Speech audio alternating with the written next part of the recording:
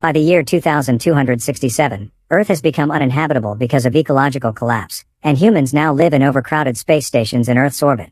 Those with enough money escape to the planet Rhea, where they can start a new life.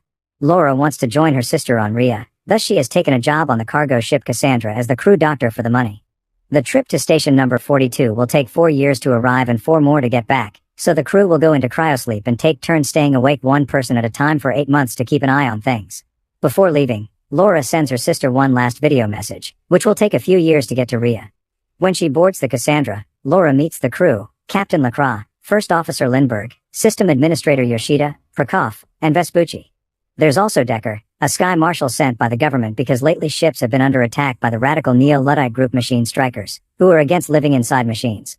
Their leader Bruckner is still on the loose after he bombed a few stations, so they have to keep an eye out for him. The crew enters cryosleep and things go peacefully for 3 years. When it is Laura's turn to wake up, she finds a message from her sister Ariane waiting for her, where she expresses her worries over the terrorist attacks. Laura sends her a message back and then concentrates on establishing a routine to keep herself sane, which includes reading, exercising, and keeping an eye on the ship's performance. One day, Laura begins hearing noises inside the ship. She follows them to the cargo bay, where she suddenly finds something banging at the door. Terrified, Laura runs away and is shocked to bump into Decker, who explains he was automatically woken up when the system detected someone entering the cargo bay, which is forbidden. Laura tells him what happened and rushes to wake up Lacroix, since the rules say the captain must be around during unexpected incidents. Once Lacroix wakes up, the three of them investigate the cargo bay and find the astronaut suits thrown on the floor. Lacroix wants to believe the air pressure tossed them, but then he checks the system logs and discovers multiple illegal accesses during Laura's shift. Afterward, the trio suits up and enters the containment area, leaving a metal plate at the gate to keep it open. They split to look for clues and Laura climbs to the upper area, which consists of dangerous narrow bridges to walk on. Suddenly Laura notices something falling. It is Lacroix. Decker and Laura rush to check on him and find him unconscious. At that moment, the gate starts closing because it's bending the plate, so Decker picks up Lacroix and runs with Laura to get out before they get locked inside. By the time they make it out, Lacroix is dead and no CPR will bring him back. Since this is an emergency now, the whole crew must be woken up. Following protocol, Lindbergh becomes captain and she immediately assigns tasks. Yoshida must inspect the logs for suspicious activity, Laura must do an autopsy on Lacroix, and Prokop and Vespucci must fix the gate. During the autopsy, Laura confirms Lacroix died when he fell. She also discovers one of his eyes is an implant. She and Decker connect the eye to the computer and check the recording of Lacroix's last moments.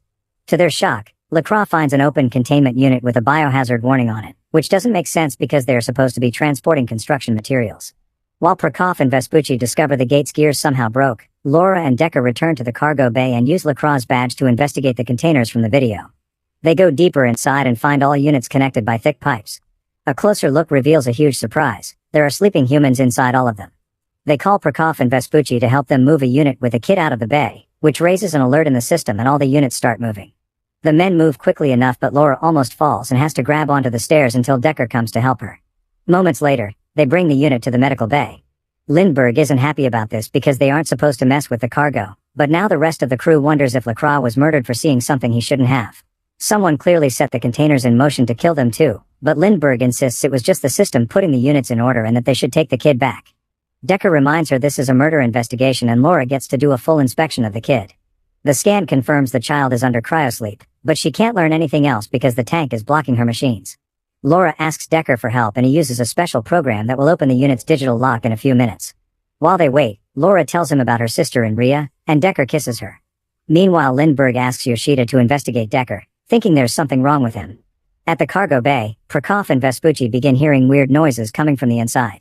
Once the container is finally unlocked, Laura takes a closer look at the kid and discovers there is a perfected virtual reality connector embedded in the girl's spine, something Laura never saw before. Decker wants to disconnect her, but Laura refuses because it could cause irreparable neural damage. Reluctantly, Decker understands and asks Laura to keep this secret for now. Afterward, Laura sends another message to Ariane, telling her about her findings and complaining about how long messages take to arrive. In the meantime, Yoshida tries to access Decker's file only to get blocked out. 20 minutes later, Laura is surprised to get a message from Ariane back so soon. Confused about what's going on, she confronts Decker and asks him why he wants to keep secrets and why he knows how to open the units. Instead of replying, Decker kisses her, and the two of them end up getting frisky. A few hours later, Lindbergh calls everyone to the deck and informs them that Yoshida discovered someone manipulated the cryo chamber's logs. It turns out Decker had been woken on regular basis, but Decker just says it is part of his duty to check on the ship periodically. Lindbergh suspects him to be Lacroix's killer and tries to arrest him, causing Decker to try to defend himself. Yoshida and Vespucci manage to overpower him, but in the struggle Decker gets hurt, and Laura asks them to bring him into the medical bay to avoid blood contamination. Laura takes care of Decker's wound while ignoring Decker's attempts at chit-chat, and before she leaves, Decker confesses they aren't going to station number 42, they're actually going to Rhea. Afterward, Decker is put back into cryosleep. In private, Laura asks Yoshida to check the ship's destination. Yoshida confirms they aren't going to station number 42, and since it's impossible to change coordinates after the flight already began, it means this was planned from the beginning. When Laura brings up her messages arriving quickly to Rhea, Yoshida points out Lindbergh is lying to them since she should know the coordinates. Afterward, Yoshida goes back to her computer to see if she can find out more. While Laura has a drink with the guys, she notices the power fluctuating and worries about Yoshida, so she goes to check on her. Unfortunately, Yoshida is already dead. Upon hearing this, the crew immediately goes to check on Decker and discovers he's escaped the cryopod. The logs indicate someone left him out. The crew gets armed and goes looking for Decker. Laura and Vespucci go to the lower deck and find an open duct, which makes them think Decker escaped through there. Vespucci goes to the other side of the vent while Laura climbs this end, and she ends up finding a secret chamber full of trash. Suddenly she's attacked by a man, and in the struggle, Laura shoots him.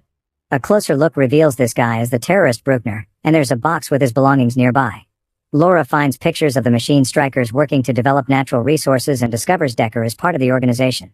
There's also a tablet with a video showing that the machine strikers are growing food on Earth thanks to greenhouses and are purifying their own water, so there's no need to leave the planet, they just need to make an effort to clean it. Then Laura is startled by Vespucci, who informs her they've found Decker. Everyone returns to the deck and Lindbergh orders the guys to hit Decker to make him talk. Decker explains Rhea is just a simulation and the people in the containers are being used as neural units.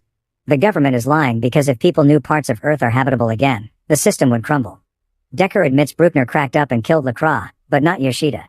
Vespucci and Prokop take Decker away while Lindbergh asks Laura to finish with the kid in order to send her back to the cargo hold. Lindbergh also wants Laura to go back to cryosleep, promising to take over her shift.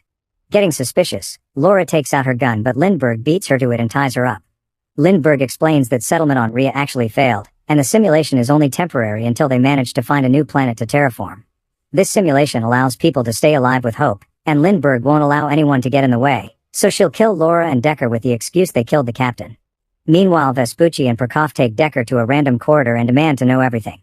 When they hear Lindbergh knew all along, they go back to capture her and put her into cryosleep. Vespucci tells Prokop they should connect themselves to Rhea because a simulation is still better than this crappy life they have. In the medical bay, Laura manages to start safely waking the kid from the unit. Decker apologizes for lying and asks for her help. Laura accepts as long as he rescues her sister from the simulation. Afterward, the crew makes a plan.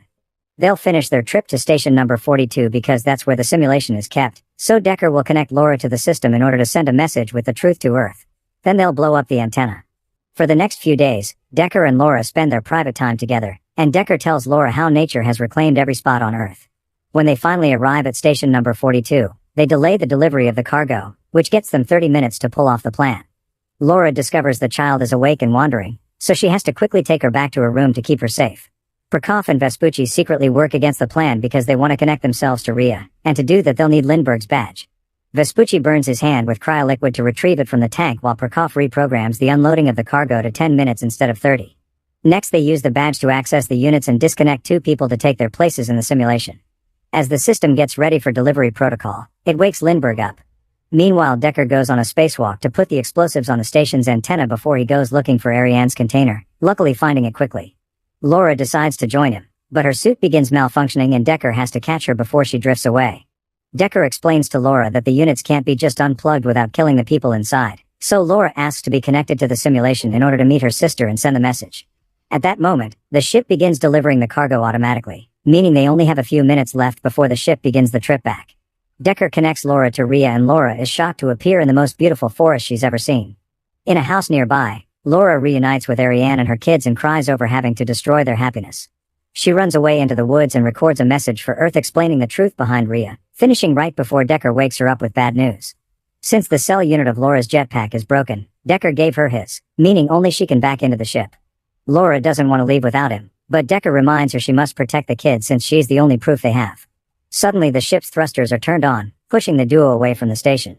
Decker uses this push to let go of Laura and drift away into space. Grieving but determined, Laura uses the jetpack to enter the ship safely right before the station antenna explodes.